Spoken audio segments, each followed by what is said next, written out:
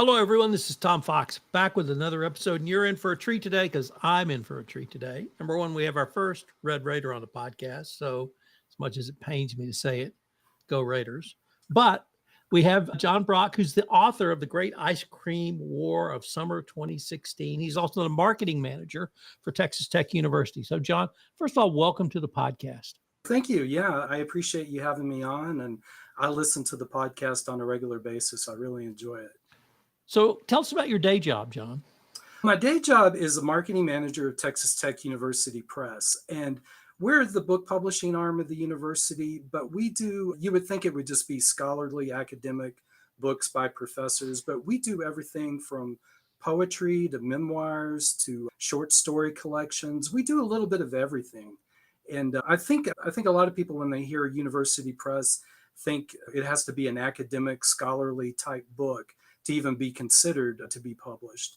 But I would just kind of encourage anybody that's thinking of publishing, if your book kind of fits in with the university press, with the type of books that they do, always feel free to reach out to university presses as a potential publisher of your book.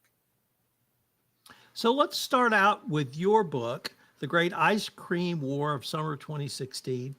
What's the origin and inspiration for this story?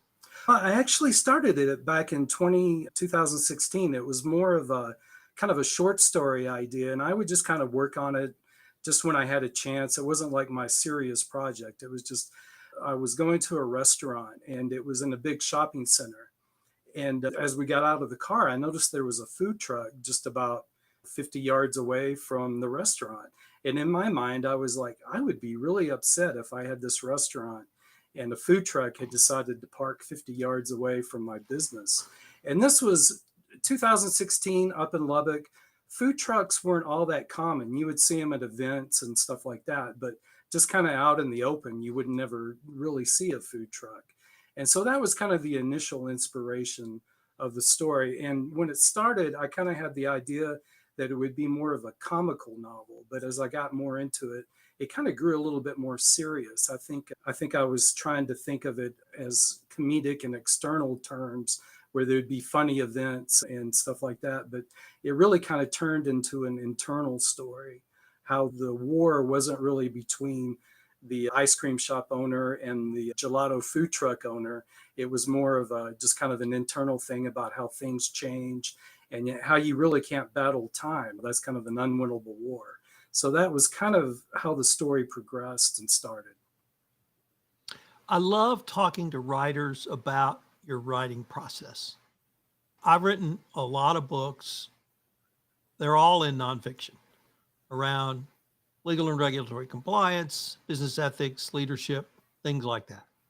I've tried to write fiction. I've written close to finishing a couple, but never done what you did, which is get one published. But in my fiction writing, unlike my nonfiction, which is very structured, it's almost stream of consciousness. I see it in my head or it plays out in my head, and I almost feel like I'm recording it as it goes on. And characters do things I'm not expecting. They say things that's not expected. It goes in different directions. You mentioned how perhaps the story either grew or took on a dimension you hadn't anticipated. So I really wanted to visit with you about your process. Is it structured? Is it unstructured? Is it all of the above? Is it some of the above? Is it none of the above? It's kind of some of the above, and it kind of depends on the project. Like a book like this, it's a little novella. It's about 90 pages, so it's not that big of a story. And you would think, why would it take someone 8 years to write this story? But it kind of just started out as a side project, and I would just work on it a little bit at a time. And then I would kind of get stuck on what I want, where the story should go. In this particular case, there wasn't really like an outline, or I didn't even really know how the story was going to end. And then the pandemic hit, and this was about 4 years after I started the story. And I did not feel like writing. I know a lot of people took advantage of working from home or maybe not being at work, that they could just sit at home and take time to write. But it kind of had the opposite effect on me. I just kind of really felt like my creative juices were just gone. I just didn't feel, I just kind of would sit in front of the TV and stream movies and TV shows. I think I call it the Tiger King syndrome, where everybody just kind of locked in and watched that show at the beginning of the pandemic. And then it kind of picked up after that. And kind of an interesting thing is you never, or at least in my case, I'll write something and then somebody will read it and they'll go, "Oh, this is about you." And I'm like, "No, this isn't about me." I'm not an ice cream shop owner. But the more I thought about it, my grandfather owned like a little neighborhood grocery store. And I was really young when he kind of stopped being a grocer and sold the business and everything. But I dedicated this story to my mom and dad, and I didn't really let them read it beforehand before it was published. And when I gave it to him, my dad just kind of said, "This is your grandfather's story," because the big chain supermarkets came in and just kind of wiped them out of business. And as a kid, you don't know the background of what's happening in your grandparents' lives or your parents' lives. And I just thought that was just something that was always there. And I didn't know that's the story I was telling. But in looking back at it, was, of course, that was the story I was telling. You're the first author I've interviewed who has written a novella.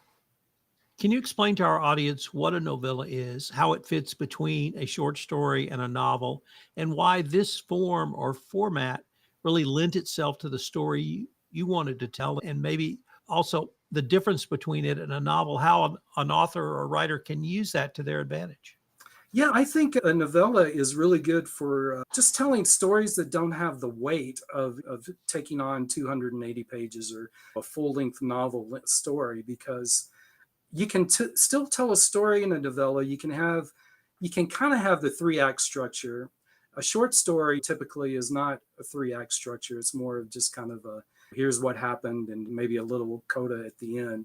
So a novella is usually around 20,000 to 50,000 words. And my story is about 20,000 words, so that's about 90 pages. A short story is usually around 10,000 words or 30 pages. And a novel can be 70,000 words plus. It could be 120,000 words. It just kind of depends on the story that you want to tell. So I think a novella is like the perfect little format to write stories that just don't have the significance to be. If this was a novel, people would probably put it down after 90 pages because it just wasn't the story I needed to tell. It was a smaller story that just needed to be told in a smaller chunk. I'm also fascinated with your thoughts that this story's really about change. And if I can tie that into what may seem as disparate points, but 2025 and your grandfather's store, and how economic change and the revolution of supermarkets, and whenever he gave up his store, certainly changed the dynamics of his business. 2025 to me seems, not that the pace of change seems to me to have sped up. I don't think we'll ever have as change as big as we went through during the pandemic, but every day it's potentially something new. And certainly politically, in business with OpenAI, and in your world and the university world is equally as dynamic. But is that story of change, is that really a universal story that we can use to tell as a framework to tell a lot of different stories? I think so. Yeah, I really do think so. If I hadn't started the story back in 2016, it probably would have been updated to 2025, and because I finished it in 2024. But I thought 2016 was such a, not that I knew it when I started writing the story, but it was such a significant year. That was really when you could start feeling the divide between people, and technology was just kind of speeding up. Now, 2016 seems kind of quaint now that we have artificial intelligence and just everything going on in the world. It just seems overwhelming at times. And you think 9 years ago that there wouldn't be that big of a difference. I think change is a good subject to kind of tackle in your writing. Just kind of how it's subtle, but how traumatic and powerful it can be. Also, it strikes me that with the format you have chosen, the novella format, you can take something that I think you may have called quieter, but I'm going to say subtler, and use that as a story that perhaps you could not sustain an entire novel. What are your thoughts on that? Yeah, I think that's a really good point. Not to say that this is a political story or anything like that, but it's really there as a kind of a subtle metaphor, because I talk about during the summer of when these events take place, it's this heat wave. And I don't really call it climate change. I just say, oh, this is awfully odd that it's so hot during the summer and it's like nothing they've ever seen before. And then at the coda at the end of the story, it's in November, right before the presidential election or right after the presidential election. And there's a huge snowstorm that comes through. And it's there very quiet, it's very subtle, but I think you could really pick up, and that's one of the things I think a writer could really use as a tool in a novella, is just kind of make these subtle little things that they want to comment on, but it's not like you're beating somebody over the head with a hammer saying, here's my point. It's more of, I think people can, or readers can relate to that a lot more in kind of a quieter, subtle story. To even bring it forward to 2025, I live near Kerrville, and we have one small sporting goods store in Kerrville. And the city council has just approved a huge $500,000 tax break for a major sporting goods company to open a store in Kerrville. And the public debate is not so much whether that sporting good company could or should come, because everyone agrees they can and they should. But the debate is, should the city council be picking winners basically by giving someone that huge tax rebate and not giving that same kind of relief to a local business owner who's going to be frankly wiped out by this? And so that debate is ongoing, certainly in small town Texas every day, I think. Yeah, I can see that. Lubbock is a relatively bigger town. It's about 300,000 metro area populations. But I can still see the local businesses really struggling to survive when a bigger business comes in.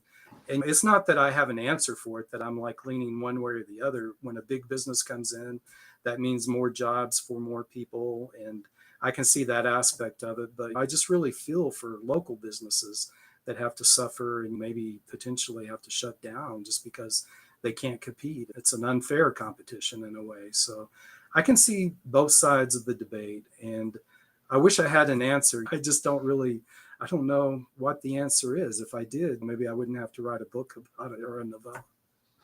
Well, and I wrote an op-ed piece which was entitled "I Have Questions and More Questions," and even after writing it and submitting it, all I had was questions. I didn't have any answers, so I'm completely with you. Let me turn to what we've called tenacity in writing, and I'll start with my then 7-year-old daughter, now 27. When she was 7, she wrote her first book, and I said, "Honey, how did you do this?" Because at that point in my life, I hadn't written any books. And she said, "Dad, it's easy to write a book. You just sit down and do it." I'm like, "Oh, that's it." But you've already told us you were 8 years, your novella was 8 years in the making. So I'd like to really explore with you about the tenacity to keep going and how obviously things happen to your personal life. We had the pandemic we both talked about, but why is it so important to keep at it, stay motivated, and just crank it out even when you may not feel like doing it? Yeah, I think most writers, I don't know where I got this. For me, it's kind of a compulsion. If I don't write every day, and it doesn't have to be like, in my instance, I don't feel like I have to write 3 pages a day. There's not like a set amount that I have to work every day. Sometimes it might just be a paragraph, but as long as I'm working, I just kind of have this kind of a compulsion to write. And I think a lot of people maybe don't really kind of have that compulsion or haven't developed it yet. So I would just encourage people, when you're beginning a project, don't think about publishing, don't think about marketing, just kind of focus on the story, and don't worry about, oh, this isn't a genre piece and how am I going to sell this. If you get an idea for a story, I always kind of, that spark I think is really important. It's a story that that is saying, please tell my story, please write my story. And so I think a lot of writers get kind of hung up on the mechanics of it as three act structure. I have to hit this point piece, and it's kind of a formula for them. But I think if you really want to be a writer, you really just kind of have to stay at it And don't worry about a word count. Just kind of write every day. And some days you might just write a sentence. Other days you might write 3 to 4 pages, but you just got to keep going. And for me, it just feels like something I have to do. If I miss a day of writing, however minor it might be, I just kind of feel like, oh, that was kind of a wasted day. And being with this novella, I hadn't really published before, and I'm in my 50s. So it was kind of, when I started writing, it was more like, I'm never going to be published. Why am I even doing this in my 20s and 30s? To find a publisher just seemed like it was this unattainable goal. And then self publishing came out, and people, I just kind of like how if you want to be a writer, I wouldn't think about trying to be, I wouldn't think of it as a professional career. I would just think of it as more of a, this is just something I need to do. And if I can get a book published, that's great. If I have to self-publish, that's great. And even the act of writing itself, even if you don't publish it, is just very rewarding in itself. So I kind of look at it at all angles. I'm a morning person. If I don't have it done by noon, it ain't getting done. Yeah. And I'm great until noon, but the minute I take a break, it's like everything goes. Like all creative juices, all focus, all attention. So I'm great at writing in the morning. Do you have a particular time of day? Are you able to write when the spirit or muse moves you? What's that part of your writing style like? I'm like you. If I don't start in the morning, I don't sit at my computer and write for an hour. It's more of like, I make a cup of coffee and I just kind of think about what I'm going to be writing for the day or trying to figure out the story. And then I'll just kind of write maybe a couple of paragraphs in the morning. Usually I have something else going on or I have to be at work by 8. And I'm not an early morning person by nature. If I get up by 6:30, have breakfast, get ready for work, write a couple of paragraphs, that kind of gets my mind to, during the workday, think about what I'm going to write when I get home. And then when I get home, I usually around 6 or 7, I'll write for an hour. And maybe that'll be like 2 pages, 3 pages, maybe on a good day. And that's pretty much it for me. Excuse me. My writing habits, I guess, could be a little bit more controlled, where I'm doing it the same every day, but it's usually just kind of writing a couple of paragraphs in the morning, kind of getting the mind started on the story, and then finishing up that evening. You mentioned the self-publishing process. Could you give us a few lessons you've learned on that? And then the after you get it published part comes the thing we all distaste the most, which is marketing. So Yeah. other than the coolness of being on my podcast, could you tell us about the marketing part of your book? Yeah, self-publishing, I think, is kind of a tricky thing for new writers because they don't realize, how to get a book in Barnes and Noble. You need an ISBN or other bookstores. You have to have an ISBN, and bookstores and independent bookstores don't order from Amazon. So if you have your book on Amazon exclusively, there's no way that bookstores can order it. And you could order some, you could have some printed from Amazon, shipped to you, and then you sell directly to the bookstores. But the best way of doing that is getting an ISBN, getting a copyright. So I would just kind of learn, if you wanted to self-publish, all the technical aspects that you'll need and kind of fit that into your budget, because ISBNs can be pretty expensive depending on how many you wanted to buy at once. And as far as marketing goes, for a self-publishing book, it's really tough. It's a really tough road because at a university press, we work with a sales consortium that meets with, we don't have the budget for me to go up to New York City and visit with the Barnes and Noble people and the Amazon people. It's more of we have sales reps that do that for us. And so I present our books to the sales reps, and the sales reps visit with the big vendors. And up in New York, the Barnes and Noble people, they're the ones that buy books for the entire country. You could go into your local Barnes and Noble and say, hey, I'm a local author. Here's my book. And sometimes they'll include it in their store. But if you wanted kind of like national marketing exposure, it's a really tough way to go. And even though that this book is self-published, I don't have anything against traditional publishing. It has so many advantages. Just you're working with a editing crew that'll make sure that your book is copywritten and just kind of catch all the grammatical errors that you might have made. And then you kind of have the marketing budget behind you, and you have the support of a marketing person like that's going to a book conference. They can take the book with them to the conference to sell. Just thinking about travel expenses for an author to go to an event that's cross country for 3 days and to sell their book. It's, for most people, it's just not economically feasible. Marketing for self-publishing is a tricky business, but it can be done. It's just you just gotta try to find innovative ways. Social media and all that is a great help for self-published books. Could you say a few words about the Texas University Press and how you guys are adapting, and maybe even a little preview of what you got coming up in the summer or fall? Yeah, I think as the university press as a whole I think is doing really well, just in general across the country. It seems like people are kind of returning to buying books. And a few years ago, people would be talking about, oh, there's not going to be any bookstores because everything's going to be digital. And that didn't happen. People still buy ebooks. I buy ebooks, but the print book is still a really important thing. And university presses kind of want to just kind of let people know that it's not all scholarly and academic. You kind of, every press kind of has its own regional focus and subjects that they're really attuned to. So I would just kind of encourage readers to just go out and kind of research university presses and just kind of find some books that they're interested in. And if you're interested in books, like we have a Vietnam Center here at the university, so we do a lot of Vietnam War related books. And a lot of people from around the world kind of know us as the authority on Vietnam War books and history, just because we have that relationship with our Vietnam Center here on campus. So every university press has kind of like their little focus a little area that they focus on. Some of the books that we have coming out, one that I thought readers would really like, and writers, is one called Small Town Author.